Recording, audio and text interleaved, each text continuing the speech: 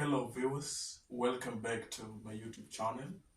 In this video, I will be taking you through an introduction of the novel Fathers of Nations by Paul B. Vitta. Before one begins the reading of a novel or even any literary text, then there are some of the things or some of the elements that one needs to consider, of which number one, we have the cover page. Number two, we have the title.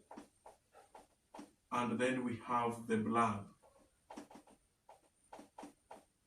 So beginning with the cover page of the text, Fathers of Nations, we realize that at the cover page, there is a picture of documents, and that kind of foreshadows what we expect from the novel. From the novel, we realize that there are two documents that are to be approved by a presidential summit sitting in Banjul, the capital of the Gambia. And one such document is what we call Way Omega. And Way Omega is a document that has been worked on by Nobel laureates. A Nobel laureate is someone who has won a Nobel Prize. So Nobel laureates have come up with this document called Way Omega. It is to be approved in a summit that is supposed to be attended by presidents at Banjul, the capital of the Gambia. Along the way, however, there is another document called Path Alpha. So this Path Alpha is not originally scheduled to be discussed, but then one third Longway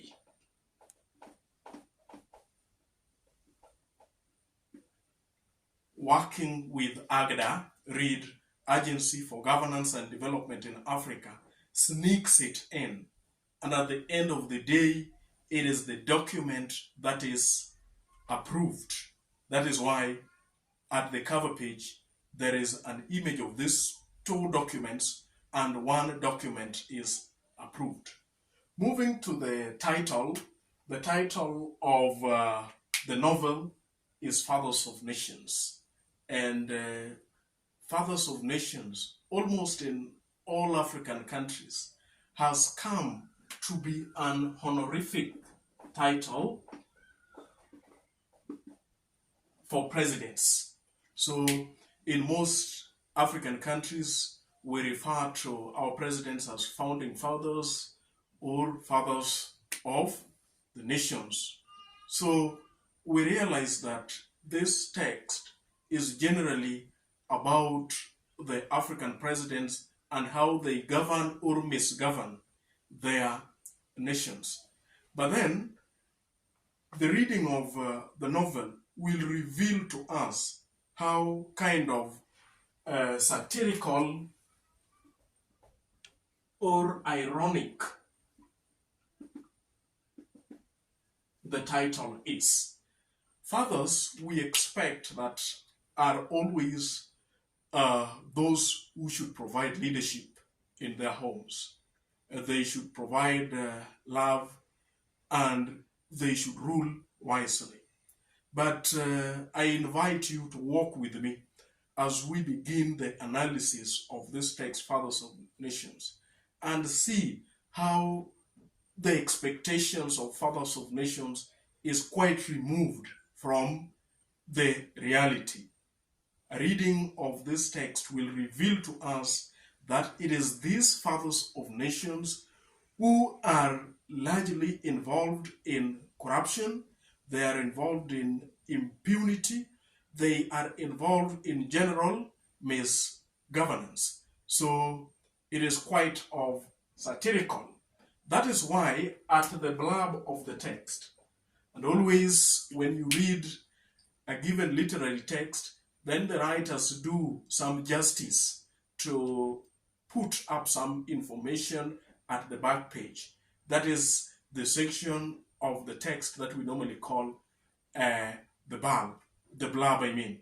So, at the blurb of the text that has been commissioned by the Kenya Institute of Curriculum Development, if you come across that copy, you will realize that it has been noted that this novel is a satire